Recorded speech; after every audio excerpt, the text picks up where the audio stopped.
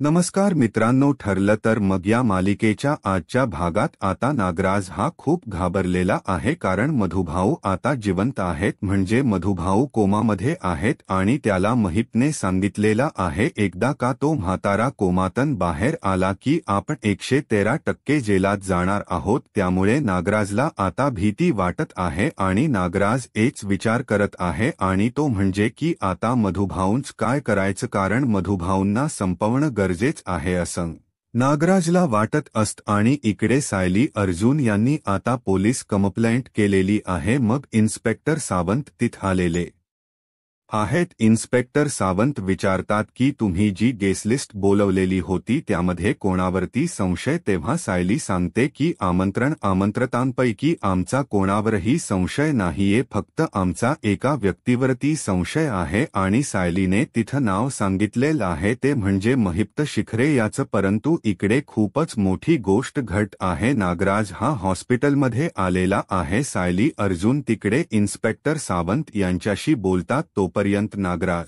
मधुभाऊंच्या रूममध्ये पोहोचलेला आहे आणि नागराजने मधुभाऊंच्या तोंडावरती असलेला ऑक्सिजनचा मास्क काढलेला आहे आणि मधुभाऊ संपायची तिथे तो वाट बघत आहे, म्हणजे ते जे मशीन आहे त्याच्यावरती तो लक्ष ठेवून आहे। एकदा का तिथली ऑक्सिजन लेवल त्याचबरोबर BP 00 झाला की हा माणूस संपला असं त्याला वाटत आहे, पण नागराजचा डाव त्याच्यावरच उलटणार आहे। त्याच्या लक्षात येणार नाहीये की त्याने केवढी मोठी चूक केलेली आहे आणि त्या चुकीची शिक्षा त्याला भोगावी लागणार आहे।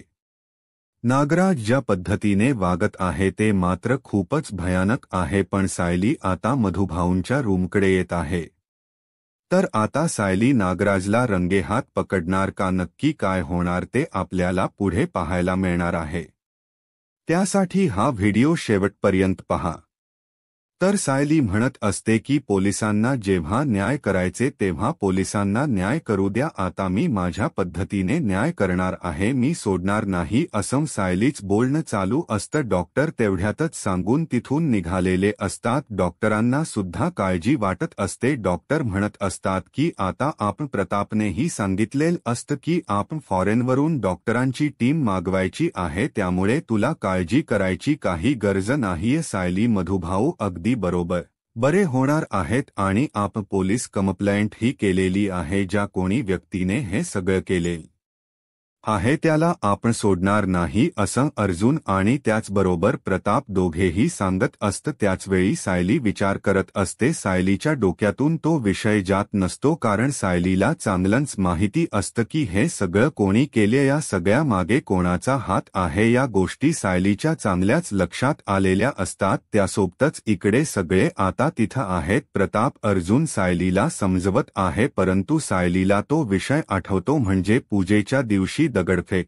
झालेली आणि त्या ज्या दगड फटाकलेले होते त्याच्याबरोबर एक चिठ्ठी आलेली होती, अर्जुन सुभेदार आता वेळ तुझा जीव घेण्याची। हे वाचल्यानंतर सायलीला धक्का बसलेला असतो, पण सायलीला आता लक्षात आलेलं असतं की याचा अर्थ काय आहे, नक्की याच्या मागे काय उद्देश होता या महिप्तचा। म्हणजे सायली म्हणत असते की हे सगळं त्या महिप्तन केले, त्याचबरोबर दारावर गाडीच्या काचेवरती सुद्धा लिहिलेलं होतं। हे सगळं सायलीला आठवत असतं। सायली म्हणत असते, पोलीस जेव्हा न्याय करतील तेव्हा करतील, मी सोडणार नाही, मी न्याय करणार आहे, मी जाऊन त्याला बोलणार आहे असं सायली बोलत असते। सायली खूप रागात असते आणि सायली आता हॉस्पिटलमधून निघून चाललेली असते। तेव्हा प्रताप म्हणतो की अरे जा सायली, बघ जा कुठे गेलीय, अर्जुन जा लवकर तिच्या मागे असं म्हणत इकडे प्रतापने अर्जुनला जायला सांगितलेलं असतं, कारण सायली रागाच्या भरात कुठे गेली याची कल्पना नसते, म्हणून तर प्रतापने स्वतःहून म्हणून सांगितलेलं असतं। तेव्हा अर्जुन सायलीच्या मागे जाऊ लागतो। इकडे महिप्त मात्र जाम खुश झालेला असतो। महिप्त म्हणत असतो की चला, गोष्टी आता माझ्या म्हणण्याप्रमाणे झालेल्या आहेत, आज नागरा शेठन जे काम केलेलं आहे ना ते खूपच भारी असं काम केलेलं आहे असं महिप्तच बोलणं असतं आणि त्यासोबतच महिप्तला खूप भारी वाटत असतं. नागराज शेठने आज त्या म्हातायाला संपवून खरंच खूप जबरदस्त काम केलेलं आहे असं महिप्त स्वतःशीच बोलत असतो. तेव्हा मात्र इकडे त्याच्या लक्षात येत नसतं की याच्यामध्ये आपण किती अडकले जाणार आहोत. ही गोष्ट त्याच्या लक्षातच आलेली नसते कारण संशय हा नागराजवरती घेतला जाणारच नाही. संशय हा महिप्तवरती घेतला जाणार आहे ही गोष्ट महिप्तच्या लक्षात आलेली नसते. महिप्त तिथे खूप खुश झालेला असतो. याला असं वाटत असतं की चला गोष्टी माझ्या पद्धतीने झालेल्या आहेत की नाही, तो थेरडा संपलेला आहे की नाही. मग महिप्त एन्जॉय करत असतो, दारूची पार्टी करत असतो. परंतु महिप्तच्या लक्षातच येत नाही की याच्यामध्ये अडकला आपण जाणार आहोत आणि महिप्त दारूचा ग्लास भरत असतो आणि दरवाजात त्याला कोणीतरी आलेलं अशी सावली दिसल्यासारखं होतं. महिप्त म्हणतस की कोण आलंय बर, आता नक्की काय झालंय, कोण आल असेल असे विचार महिप्तच्या डोक्यात चालू असतात. तेवढ्यात तो म्हणतो की ती साहिली सुभेदार आली. महिप्तला दिसत नसतं. महिप्त मात्र एकच म्हणत असतो की बहुतेक तीच दिसते असं महिप्तच्या डोक्यात असतं. तेवढ्यातच सायलीच्या पाठोपाठ अर्जुन आलेला असतो. महिप्त म्हणत असतो म्हणजे अर्जुन सुभेदार आणि सायली सुभेदार दोघीत आलेले आहेत. महिप्त डोळे फाडून पाहत असतो कारण तो नशेमध्ये असतो. त्याला असं वाटत असतं की त्याला भास होतात परंतु ते भास नसतात तर खरंच सायली तिथे आलेली असते आणि सायलीच्या पाठोपाठ अर्जुन आलेला असतो. आता मात्र महिप्तची वाट लागलेली असते. महिप्तला कळायचं बंद झालेलं असतं. महिप्त म्हणत असतो की हे दोघे इथं. तेव्हा सायली म्हणत असते की महिप्त शिकरे, एक गोष्ट लक्षात ठेवायची आहे. सायलीला खूप राग आलेला असतो कारण मधुभाऊंच्या जीवावरती महिप्त उठलेला आहे. महिप्तनंच हे काम केलेलं आहे असं सायलीला वाटत असतं. इकडे अर्जुन आणि सायली दोघेही आलेले आहेत. अर्जुन आता सायलीच्या पाठीशी खंबीरपणे उभा आहे. अर्जुनला माहिती आहे सायली आता चिडलेली आहे. सायली काय करू शकते याची कल्पना कोणीच करू शकत नाही. महिप्त म्हणत असतो, अरे आधी सांगायचं ना मला वहिनी, काय हे सगळं बाई माणसाच्या समोर. मी दारू पीत नाही म्हणून तो दारूचा ग्लास जो आहे तो तसाच्या तसा तिथे ठेवून देतो कारण महिप्त नको तेव्हा जास्त संस्कार दाखवत असतो. हे तर आपल्याला माहितीच आहे.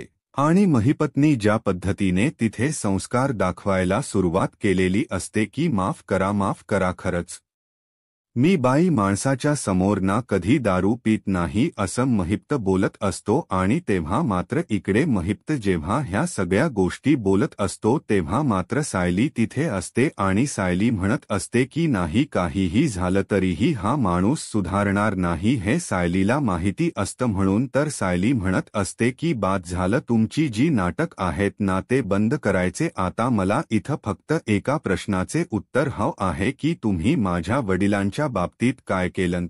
का तुम्ही माझ्या वडिलांच्या जीवावर उठलात? कोणी अधिकार दिला तुम्हाला असं सगळं बोलणं चाललेलं असतं. आणि तेव्हा मात्र महिप्त म्हणत असतो की मी काहीच केलेलं नाहीये. अहो वहिनी, हे सगळं काय बोलताय तुम्ही? अहो मी काहीच केलेलं नाहीये असं महिप्त बोलत असतो. तरीही सायली मात्र चिडलेली असते. सायली म्हणत असते की बाद झाली तुमची नाटक, कारण तुम्ही काय करू शकता ना हे तुम्हाला चांगलंच माहिती आहे असं सायली बोलत असते. आणि त्यासोबतच इकडे पाहायला मिळते म्हणजे सायली ही भयानक अशी चिडलेली असते आणि सायली म्हणत असते की आता मी सोडणार नाही. कारण सायलीला राग एवढा आलेला असतो कारण महिप्तन जे काही केलेलं आहे ते सायलीला चांगलंच माहिती आहे. महिप्तमुळं आज मधुभाऊ जेलमध्ये आहेत ही गोष्ट सुद्धा सायलीला चांगलीच माहिती आहे. मग सायली म्हणत असते की का माझ्या वडिलाच्या जीवावर उठलात? काय केलं होतं त्यांनी तुमचं वाकडं? तुमची मुलगी जेलमध्ये गेलेली आहे, ती तिच्या कर्माची शिक्षा भोगतीये, त्यात माझ्या वडिलांचा काय दोष होता असं सायली बोलत असते. तेव्हा मात्र इकडे महिप्त म्हणत असतो की नाही, हे सगळं तुझ्यामुळे झालेलं आहे. माझी मुलगी तुमच्यामुळे आज ती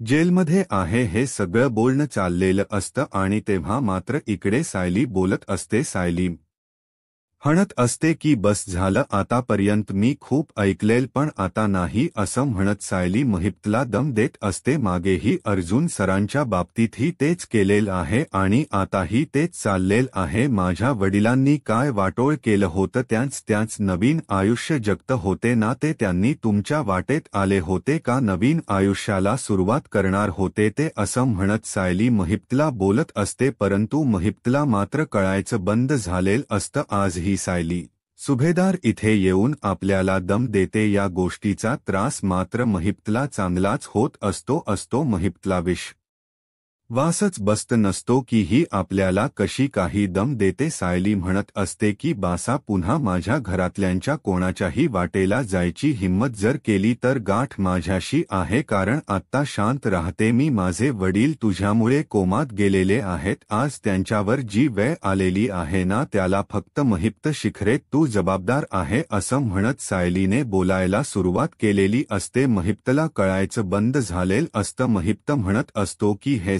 काय चाललंय मी काय केले मी काहीच केलेलं नाहीये आणि मी कशाला काय करू तुमच्यामुळे माझी पोरगी जेलमध्ये आहे ती त्रास सहन करते आणि तुम्ही मला येऊन दम देताय. महिप्तला माहीच नसतं की काय बोलतोय तो कारण एक तर महिप्तला चांगलीच चढलेली असते आणि इकडे सायलीने आता दम द्यायला सुरुवात केलेली असते. सायली म्हणत असते पुन्हा जर माझ्या घरच्यांच्या वाटेला गेलात तर तुझ्या नरडीचा घोटेल तुझा गळा आवळेल अशा भाषेमध्ये सायली बोलत असते. कोणाला विश्वासही बसणार नाही की सायली नक्की काय करू शकते. महिप्तला राग आलेला असतो आणि महिप्त मात्र सायलीच्या अंगावर जात असतो. त्या क्षणी अर्जुन तिथे येतो आणि महिप्तला अडवतो. महिप्तचा गळा पकडतो. अर्जुन सुद्धा चिडलेला असतो कारण सायलीच्या बाबतीत जर काही झालं तर अर्जुन कधीच माफ करू शकणार नाही. ही गोष्टही तेवढीच मोठी असते. अर्जुन ही चिडलेला असतो. अर्जुन म्हणतो लांब राहायचा माझ्या बायकोपासून अजिबात नाही. तिच्या अंगालाच करायचं नाही असं अर्जुन त्याला बोलत आहे. महिपची सगळी दारू उतरली आहे. एवढी दारू पिलेला असतो. एवढा खुश असतो की नागरा शेठन लय भारी काम केले. नागरा शेठन लय भारी काम केले म्हणून जो महिप्त खुश असतो तो महिपची सगळी दारू आता उतरलेली आहे. आणि हे सगळं जेव्हा घडत असतं तेव्हा मात्र इकडे सायली आणि त्याचबरोबर हे सगळे तिथे आहेत. अर्जुन मात्र तिला सांगत असतो की बाद झाला आणि महिपातला तो बोलत असतो की पुन्हा या बायकोच्या वाटेला जायचं नाही. सायली मात्र भयानक चिडलेली असते. सायली ज्या पद्धतीने रिएक्ट झालेली असते ते बघून महिप्तला खरंच वाट लागलेली असते. महिप्तला असं वाटत असतं की भले गुंड माझ्या मला घाबरून असतात आणि हे सगळं काय म्हणजे हे सगळं काय घडतंय मी काय पाहतो हे सगळं अशी भीती आता महिप्तला वाटू लागलेली असते. एक चिरकुट पोरगी आलेली आहे ती मला दम देतीय असं महिप्तला वाटत असतं आणि महिपची चांगलीच घाबरगुंडी उडालेली असते. महिप्तला कळायचं बंद झालेलं असतं. महिप्त विचार करू लागलेला असतो तेव्हा अर्जुन म्हणतो की बासदेव हा सायली म्हणत असते की माझ्या नव्याच्या मला धमकी दिलेली होती ना. एक गोष्ट लक्षात ठेवायची अर्जुन सुभेदार यांनी फक्त न्याय केलेला आहे. गुन्हा तर तुझ्या मुलीने केला होता आणि माझ्या नव्याच्या वाटेला जायच्या आधी त्यांची बायको ही ढाल म्हणून इथे समोर उभी आहे. आधी माझ्याशी लढाव लागणार आहे एवढं लक्षात ठेवायचं आहे आणि माझ्या नव्यापासून माझ्या कुटुंबापासून लांब राहायचं. आणि सायली महिप्तचा गळा पकडायला गेलेली असते. अर्जुनने फक्त तिला नजरेने खुणवलेलं असतं म्हणून ती शांत झालेली असते. अन्यथा सायलीन आज ठरवलेलंच होतं की सोडायचं नाही. महिपची मात्र आता हवा टाईट झालेली असते. त्याला कळायचं बंद झालेलं असतं आणि इकडे सायली आणि अर्जुन निघालेले असतात. सायलीचा विचार अर्जुन करत असतो. सायलीच आजचं रूप अर्जुनने पाहिलेलं असतं आणि तेव्हा मात्र अर्जुन सायलीकडे पाहू लागतो.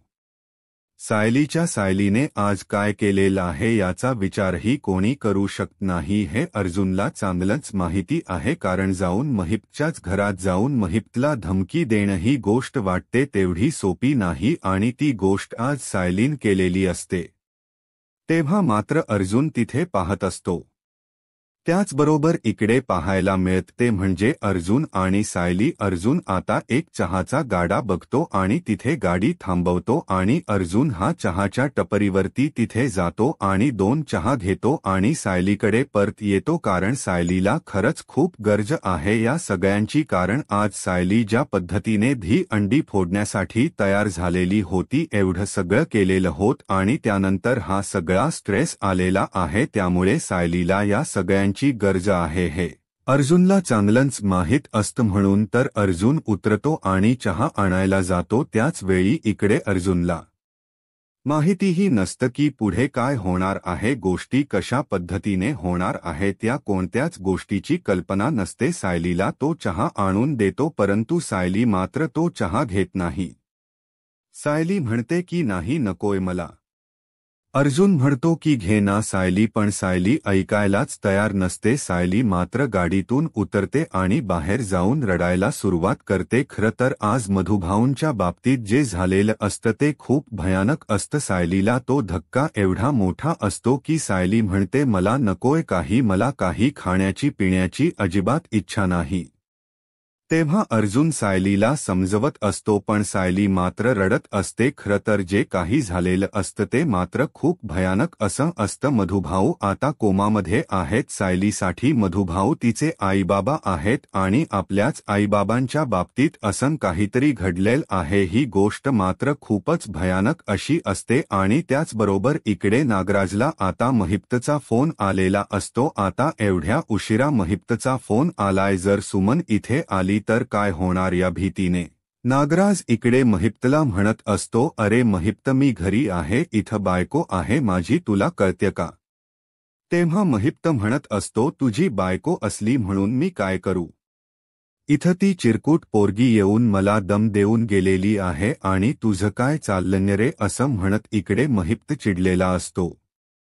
नागराज म्हणत असतो, काय झालं? महिप्त म्हणत असतो, काय नाही, कुणाचा जीव घेऊ शकत नाही आणि काय करू शकत नाही, काय कामाचे नाही तुम्ही नागराज शेठ, तुम्ही ना खरंच काही उपयोगाचे नाहीये, असं म्हणत महिप्त नागराजला बोलत असतो. नागराजला म्हणत असतो, काय एवढ्या मोठ्या बाता मारल्या होत्या ना की तुम्ही त्या मधुभाऊला संपवलेला आहे? तेव्हा नागराज म्हणत असतो म्हणजे? तेव्हा महिप्त सांगत असतो की तो जिवंत आहे आणि तो कोमामध्ये. आता का तो कोमातन बाहेर आला की 113% आपला गेम होणार आहे, एवढं लक्षात ठेवायचं आहे, असं इकडे नागराज महिप्तला सांगत असतो. आणि त्याचबरोबर सॉरी महिप्त नागराजला सांगत असतो. आणि आता मात्र नागराजच्या शिट्ट्या वाजत चाललेल्या असतात. नागराजला कळायचं बंद झालेलं असतं. नागराज म्हणत असतो की हे कसं शक्य झालं, कारण मी स्वतः त्याला उडवला होता आणि असं कसं झालेलं आहे? नेमकी मागून सुमन आलेले असते आणि सुमन म्हणते, कोणाला उडवलं होत तुम्ही? काय केलं तुम्ही? नक्की बोला, मला सांगा, मला काय केलं तुम्ही? कोणाला उडवले? आता सुमन या पद्धतीने ओरडू लागते. त्या क्षणी नागराजने फोन कट केलेला असतो. त्याची मात्र जाम घाबरगुंडी उडालेली असते. त्याला कळायचं बंद झालेलं असतं आणि इकडे नागराज घामाघूम झालेला असतो. इकडे अर्जुन बाहेर येतो, सायलीला जवळ घेतो, सायलीला समजावू लागतो, शांत करत असतो की शांत होत सायली, आणि तो म्हणत असतो की चल, आता गरज आहे की नाही, असं म्हणत अर्जुन सायलीला घेऊन जातो आणि तिथे चहाच्या टपरीच्या तिथे जातो. सायलीला सांगू लागतो की घे, असं म्हणत तो सायलीला समजवत असतो. खरं नागराजची जी घाबरगुंडी उडालेली असते ती मात्र इतकी भयानक असते की ज्याचा विचारही कोणी करू शकत नाही. कारण नागराज ज्या पद्धतीने वागत असतो, नागराज ज्या पद्धतीने रिॲक्ट झालेला असतो, त्या गोष्टी मात्र खूपच भयानक अशा असतात आणि नागराजची वाट लागणार असते हे मात्र तेवढंच नक्की असतं. इकडे अर्जुन सायलीला म्हणत असतो की गरज आहे आज ना सायली, तुझं 2.4 वर्जन जे मी पाहिलं ना ते खरंच पाहण्यासारखं होतं. विचार कर ना तू. अगं मला सांग, तू ज्या पद्धतीने रिएक्ट झाली ते विचार करना, कारण ज्यावेळेस महिपची धमकी आली होती तेव्हा मला तू पदराला बांधून ठेवणार आहेस, आज डायरेक्ट महिपच्या घरात जाऊन त्याचा गळा वळण्यापर्यंत तू गेलेली होती, हे सगळं बोलणं सुरू असतं आणि तेव्हा मात्र इकडे नागराजला सुमन विचारत असते, अहो हे सगळं काय चाललंय, तुमचं काय करताय तुम्ही, हे सगळं तुम्हाला कळतंय का? असं जेव्हा सुमन बोलत असते तेव्हा मात्र इकडे नागराज म्हणत असतो की काय झालंय, तेव्हा सुमन म्हणते, कोणाला उडवले तुम्ही, कळेल का मला, कोणाला मारलंय, कोणाचा जीव घेतलाय तुम्ही, असं सुमन बोलत असते हा मात्र नागराज म्हणत असतो, काय चाललं तुझं, मी कोणाचा जीव वगैरे नाही घेतलेला, तेव्हा सुमन म्हणत असते, नाही तुम्ही कोणाचा तरी जीव घेतलेला आहे, असं सुमन त्याला बोलत असते. नागराज म्हणत असतो, उडवले म्हणजे फ्रेंड लिस्ट मधून उडवले मी, आणि माझे मित्र पार्टी करणार होतो की मग त्याच्यामध्ये एक फ्रेंड होता तो येणार नाही आणि मग मी त्याचं नाव उडवलं त्या लिस्ट मधून, आणि मग इकडे दुसरा मित्र म्हणतोय की तो येणार आहे, मग तू असं का केलं, असं सगळं बोलणं चाललेलं असतं. आणि तेव्हा सुमन म्हणत असते, हे असं आहे का, म्हणजे नागराजने सुमनला गुंडाळले, अक्षरशः गुंडाळले, आणि बिचारी सुमन तिच्या लक्षातही येत नाहीये की हे सगळं काय आहे, कारण सुमनला माहीच नाहीये की हा नागराज कुठपर्यंत पोहोचलेला माणूस आहे. सुमन म्हणते, सॉरी हा, उगीच मी तुमच्यावरती संशय घेतला, असं सुमन बोलत असते. तेव्हा मात्र नागराज म्हणत असतो की ठीक आहे, असं म्हणत नागराज बोलायला सुरुवात करतो. त्यानंतर इकडे पाहायला मिळत ते म्हणजे नागराजला खरं तर जाम भीती वाटलेली आहे की महिप्त म्हणालेला आहे, जर तशा पद्धतीने गोष्टी घडल्या तर मात्र आपण संपणार आहोत, ही भीती नागराजच्या मनात आहे आणि नागराज आता घाबरलेला आहे. नागराजला कळायचं बंद झालं आता करायचं काय. इकडे अर्जुन सायलीला समजवत आहे. आता नागराजच्या डोक्यात वेगळे विचार सुरू झालेले आहेत, त्याला सुचत नाहीये की मी नक्की काय करणार आहे, आता गोष्टी कशा पद्धतीने होतील या गोष्टींचा विचार नागराजच्या डोक्यात सुरू असतो. आणि त्याचबरोबर नागराज मात्र वेगळ्या पद्धतीने विचार करू लागलेला असतो. इकडे सायलीला अर्जुन समजवत आहे. सायलीला तो म्हणत आहे की मिसेस सायली तुमच्या लक्षात येत का, तेव्हा सायली म्हणत असते की काय झालं, तेव्हा अर्जुन तिला समजवत असतो. तिला म्हणत असतो की तुमच्या लक्षात येते का, अहो तुम्ही जे काही केलेलं आहे ना ते खरंच पाहण्यासारखं, आता मला ना खरंच भीती वाटायला लागली, म्हणजे उद्या रूममध्ये पण तुम्ही असंच करणार का माझ्यासोबत, मी जर तुम्हाला काय बोललो तर माझा तुम्ही गळा दाबणार. तेव्हा सायली हसत असते. सायली म्हणत असते, काय बोलताय तुम्ही, असं सायली इकडे बोलत असते. तेव्हा मात्र अर्जुन म्हणत असतो, नाही तर काय बोलताय, म्हणजे खरंच आहे ना ते, असं होऊ शकतं ना, असं इकडे सायली बोलत असते. तेव्हा मात्र अर्जुन म्हणत असतो की नाही, मी ना आता शांत बसणार आहे, असं अर्जुनच बोलणं चाललेलं असतं. तेव्हा सायली म्हणत असते, काय हो, हे सगळं तुम्ही काय माझी थट्टा मस्करी करताय का, असं सायली अर्जुनला बोलत आहे. तेव्हा मात्र अर्जुन हसत आहे, सायलीला सांगत आहे की हे घ्या.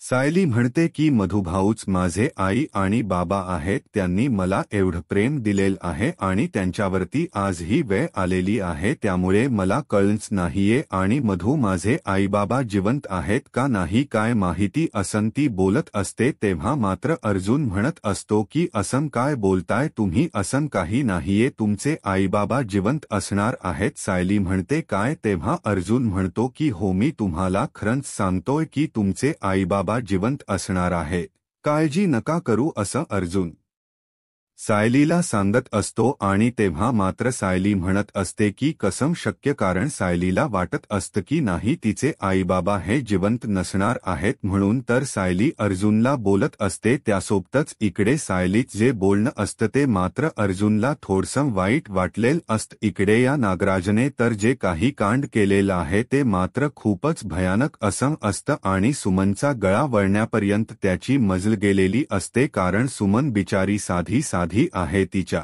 लक्षात येत नाही आणि हा नागराज मात्र तिला नेहमी गुंडाळत असतो, तिला असं दाखवत असतो की नाही मी असं काहीच केलेलं नाहीये अशा पद्धतीने तो वागत असतो तेव्हा मात्र इकडे सुमन नागराजला म्हणत असते की नाही हो तसं नाही आता उद्याच्या भागात आपल्याला पाहायला मिळणार आहे की पोलीस आलेले आहेत इन्स्पेक्टर सावंत आता आलेले आहेत ते स्टेटमेंट घेण्यासाठी आलेले आहेत तेव्हा इन्स्पेक्टर सावंत विचारतात तेव्हा सायली आणि अर्जुन सांगू लागतात की नाही सायली म्हणते जे निमंत्रित होते ना त्यांच्यापैकी आमचा कोणावरही संशय नाहीये आम्हाला फक्त एका व्यक्तीवरती संशय आहे महिप्त शिकरे कारण त्याची मुलगी जेव्हापासून जेलमध्ये गेलेली आहे तेव्हापासून तो माणूस पिसाळलेला आहे आणि त्या माणसानेच काहीतरी केलेल आहे असा संशय मला आहे असं सायलीने सांगितलेला असतो इकडे आता नागराज जो आहे तो पोहोचलेला आहे आणि नागराजने ठरवलेल आहे की या म्हातायाला संपवायचं एवढंच नागराजने ठरवलेल आहे आणि मग नागराज मधुभाऊंच्या रूमकडे निघालेला असतो आणि तो तिथे जाऊन त्यांचा ऑक्सिजन मास्क काढण्याचा प्रयत्न करत आहे मधुभाऊंच्या रूममध्ये जाऊन त्याने त्यांचा ऑक्सिजन मास्क काढलेला आहे पण नेमकी सायली त्या दिशेने चाललेली आहे सायली आता त्या नागराजला कशी रंगेहात पकडेल मधुभाऊंचा जीव कसा वाचवेल ह्या आणि आता पुढे काय होईल हे पाहायला आत्ताच माझा महाराष्ट्र या यूट्यूब चॅनलला सबस्क्राईब करा धन्यवाद।